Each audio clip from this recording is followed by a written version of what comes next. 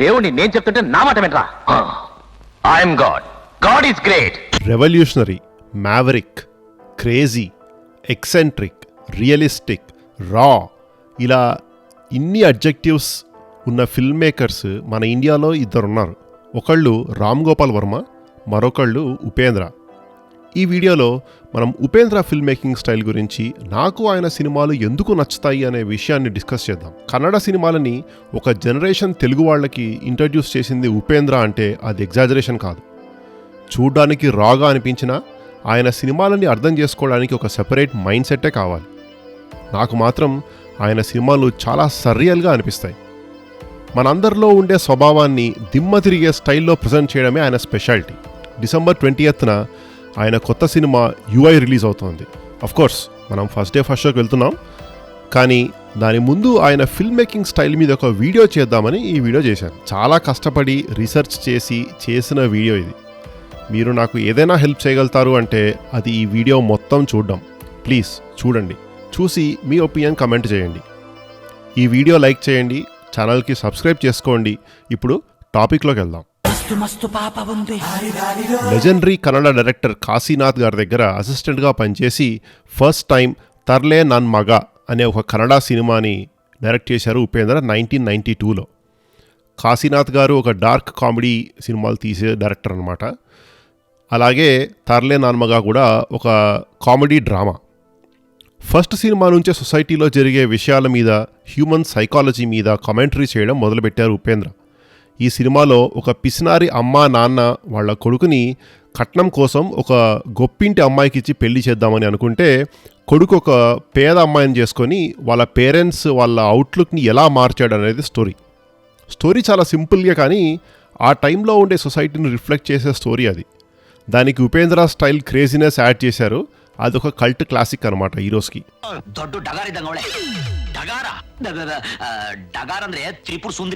ఇంతకీ అసలు Upendra style craziness అంటే ఏంటి? ఫర్ ఎగ్జాంపుల్ 1995లో డాక్టర్ శివరాజ్ కుమార్ యాక్ట్ చేసిన ఓం అనే ఒక సినిమా తీసుకుందాం. ఇదే సినిమాని మన తెలుగులో డాక్టర్ రాజశేఖర్ గారు ఓంకారం అని రీమేక్ చేశారు. అఫ్కోర్స్ మన తెలుగులో కూడా డైరెక్టర్ ఉపేంద్రనే.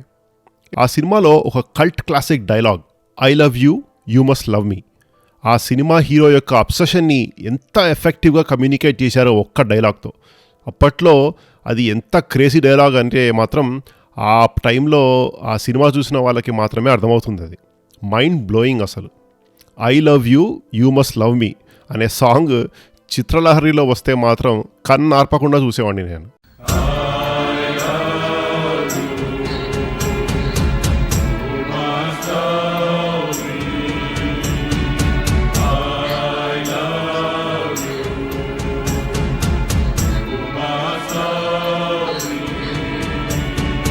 నార్మల్గా సినిమాలో ఒక కథను చూపిస్తాయి, కానీ ఉపేంద్ర సినిమాలు ఆ కథతో పాటు మన సొసైటీని ఛాలెంజ్ చేసేలాగా ఉంటాయన్నమాట. దానికే ఎగ్జాంపుల్ ఒకటి 1998లో తీసిన సినిమా ఏ. నాకు తెలిసి మ్యాక్సిమం తెలుగు ఆడియన్స్కి ఏ సినిమాతోనే ఉపేంద్ర డైరెక్ట్గా పరిచయం, ఎందుకంటే ఇది ఆయన యాక్ట్ చేసిన ఫస్ట్ మూవీ. ఈ ఏ అనే సినిమాలో ఫిల్మ్ ఇండస్ట్రీలో జరిగే కాస్టింగ్ కౌచ్ మీద కమెంటరీ ఇచ్చారు. స్టోరీని తన స్టైల్లో సొసైటీని క్రిటిసైజ్ చేస్తూ తీశారనమాట ఈ సినిమా. ఈ సినిమాలోదే ఈ సీన్. వర్కింగ్ అవర్స్ అందరూ పని చేసుకుంటుంటే నువ్వేం ఖాళీ కూర్చున్నావు? చేయడానికి ఏం పని లేదు, అందుకే ఖాళీగా కూర్చున్నాను. పని లేదా? 90 crores -1. God is great. ఆ మూవీలో సూర్య అనే ఒక ఫిల్మ్ మేకర్గా తన love interest Chandini casting couch ఉచ్చులో పడినప్పుడు సూర్యకి ఏమవుతుంది, తను నిజం ఎలా తెలుసుకుంటాడు అని తన స్టైల్లో తీశారనమాట సినిమా. అప్పట్లో దీని ఒక బూత్ సినిమా అని, వల్గర్ అని ఇలాంటివి చాలా అన్నారు, కానీ అదొక కల్ట్ క్లాసిక్ అయి స్మాష్ హిట్ అయింది. కన్నడలో 175 days ఆడింది. తెలుగు డబ్బు కూడా ఆ రోజుల్లో 100 days ఆడింది సినిమా. ఆ తర్వాత వల్గర్ అన్న వాళ్లే సినిమా మేక్ సెన్స్ అని వాళ్ళ మాట మార్చుకున్నారు. మీకు ఈ పాటికి అర్థమయ్యే ఉంటుంది, సొసైటీలో ఉండే హిపోక్రసీని, సెల్ఫిష్నెస్ని ఎత్తి చూపించడానికి ఏ మాత్రం షుగర్ కోటింగ్ చేయకుండా ఉన్నది ఉన్నట్టుగా చూపించడమే ఉప్పి స్పెషాలిటీ. ఇంతవరకు ఈ దేశాన్ని జనాన్ని ప్రేమించేవాడిని, కేవలం ప్రేమించేవాడిని అంతే, కానీ ఈ రోజు ఈ దేశాన్ని జనాన్ని పూజిస్తున్నాను. Upendra is a master of themes. Love, ego, hypocrisy, selfishness, society, politics, celebrities ఇలా దేన్ని వదలకుండా ఆయన సినిమాలో ఆయన స్టైల్లో తీస్తారనమాట. ఫర్ ఎగ్జాంపుల్ 1999లో రిలీజ్ అయిన ఉపేంద్ర సినిమా తీసుకుందాం. ఈ సినిమా థీమ్ ఈగో. ఎంత థెమాటిక్గా ఉంటుందంటే ఆ సినిమాలో హీరో పేరు నేను. నేను అంటే అహం, ఈగోకి సింబాలిజం అన్నమాట. తన 2010 మూవీ సూపర్లో theme politics, society and mainly ఒక ఐడియల్ సొసైటీ ఎలా ఉండాలి అని ఒక ఐడియాని ప్రజెంట్ చేశారు ఆ సినిమాలో. ఆయన రాసుకునే స్క్రిప్ట్స్ కూడా ఈ థీమ్స్ రిప్రజెంట్ చేస్తూ ఉంటాయి. దాంట్లో క్యారెక్టర్స్ చాలా సింబాలిక్గా ఉంటాయి. ఫర్ ఎగ్జాంపుల్ ఉపేంద్రలో నేను లాగా ఆయన motto cinema must make you uncomfortable to make you think.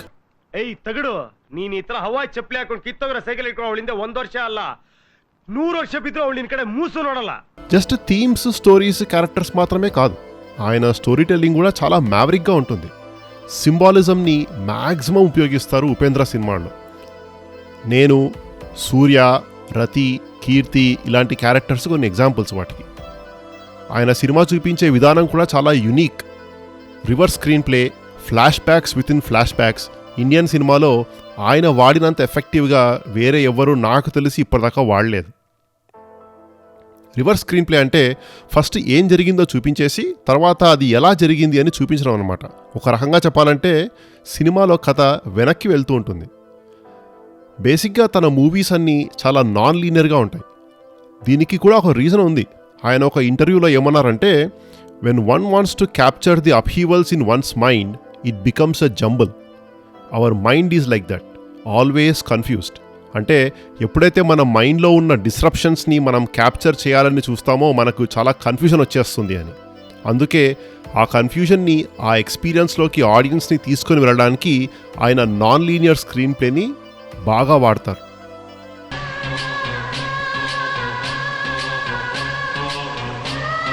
ఆయన సినిమాలు చాలా సర్రియల్గా ఉంటాయి. నేను ముందు చెప్పాను కదా, నాకు ఆయన సినిమాలు చాలా సర్రియల్గా అనిపిస్తాయి అన్నమాట. రియాలిటీకి, ఇమాజినేషన్కి మధ్యలో ఉన్న గీత చెరిపేస్తారు ఉపేంద్ర. ఫర్ ఎగ్జాంపుల్ ఉపేంద్ర సినిమాలో హీరో నేను తన ఈగో సాటిస్ఫై చేసుకోవడం కోసం స్వాతి, రతి, కీర్తి అనే 3 అమ్మాయిలనుకో పడతాడు. దీంట్లో ఏముందులే అని అనుకోవచ్చు. కానీ ఆ సినిమాలో స్వాతి క్యారెక్టర్ బాధ్యతకి సింబాలిజం, రతి క్యారెక్టర్ బ్యూటీకి లేదా అబ్సెషన్కి సింబాలిజం, కీర్తి క్యారెక్టర్ డబ్బుకి, పలుకుబడికి సింబాలిజం. నిజ జీవితంలో మన అందరికీ బాధ్యత ఉంటుంది, కానీ దాన్ని ఎవరు కూడా మోయడానికి ఇష్టపడరు. అందుకే సింబాలిక్గా స్వాతి క్యారెక్టర్ ఒక ప్రాస్టిట్యూట్గా పెట్టారు ఆ సినిమాలో. రతి క్యారెక్టర్ అబ్సెషన్కి సింబాలిజం. బేసిక్ రెస్పాన్సిబిలిటీ సాటిస్ఫై అయ్యాక అందరికీ వచ్చే కోరిక అన్నమాట. అవి ఏమైనా కావచ్చు, అందరూ వీటి కోసమే పిచ్చోల్లాగా పనిచేస్తూ ఉంటారు. లాస్ట్లో కీర్తి బేసిక్ నెసెసిటీస్, చిన్న చిన్న అబ్సెషన్స్ ఇవన్నీ సాటిస్ఫై అయ్యాక సొసైటీలో డబ్బు, దానితో వచ్చే పేరు, పలుకుబడి. అందుకే ఈ క్యారెక్టర్ పేరు కీర్తి. ఈ మూడింటి కోసం నేను అనే మన ఈగో ఎప్పుడూ ప్రయత్నిస్తూనే ఉంటుంది అని ఉపేంద్ర స్టైల్లో చెప్పారు. This remains one of my favourite movies of all time. Upendra ఇవన్నీ చిరాకు తెప్పించడానికి, వల్గారిటీ చూపించడానికి తీసినవి కాదు. వీటి వెనకాల చాలా రీసెర్చ్ ఉంది. సైకాలజీలో మాస్లోస్ హైరార్కీ ఆఫ్ నీడ్స్ అనే ఒక కాన్సెప్ట్ ఉంది. బేసిక్గా ఏంటంటే మనుషుల అవసరాలు ఒక పిరమిడ్లో రిప్రజెంట్ చేస్తే మోస్ట్ బేసిక్ నీడ్స్ అన్నిటికంటే కింద ఉంటాయన్నమాట. ఒకసారి ఆ అవసరం సాటిస్ఫై అవుతే నెక్స్ట్ దానికోసం మనిషి వెతుకుతాడు. అది సాటిస్ఫై అవుతే ఆ పైన దానికి. ఉపేంద్ర సినిమాలు కూడా అదే. ఫస్ట్ స్వాతి, నెక్స్ట్ రతి, తర్వాత Keerthi. Hats off to his vision. ఇలాంటి ఒక డైరెక్టర్ కొత్త సినిమా రిలీజ్ అవుతోంది అంటే మరి నేను డెఫినెట్గా ఎక్సైట్ అవ్వకుండా ఎలా ఉంటాను. December 20th యుఐ రిలీజ్ అవుతోంది. ట్రైలర్లో మనకు ఆల్రెడీ చూపించారు సినిమా ఏ రేంజ్లో ఉండబోతోంది అని. ఈసారి థీమ్ ఒక టెక్నాలజీ అడ్వాన్స్మెంట్ వల్ల క్రియేట్ అయ్యే ఒక డిస్టోపియన్ సొసైటీ. దానిని కొంతమంది ఎలా అడ్వాంటేజ్గా తీసుకుంటున్నారు అని. నేనైతే చాలా ఎక్సైటెడ్గా ఉన్నా. సినిమా చూశాక రివ్యూ పెడతాను, చూడండి. ఎలా అనిపించింది ఈ వీడియో? ఉపేంద్ర స్టైల్ గురించి కొంచెం క్లారిటీ వచ్చిందని అనుకుంటున్నాను. అలా అయితే ప్లీజ్ ఈ వీడియోని లైక్ చేయండి. నా ఛానల్కి ఇంకా సబ్స్క్రైబ్ చేసుకోకపోతే సబ్స్క్రైబ్ చేసుకోండి. అండ్ మీకు నచ్చిన ఉపేంద్ర సినిమా ఏంటో కూడా కింద కమెంట్ చేయండి. Thanks for watching.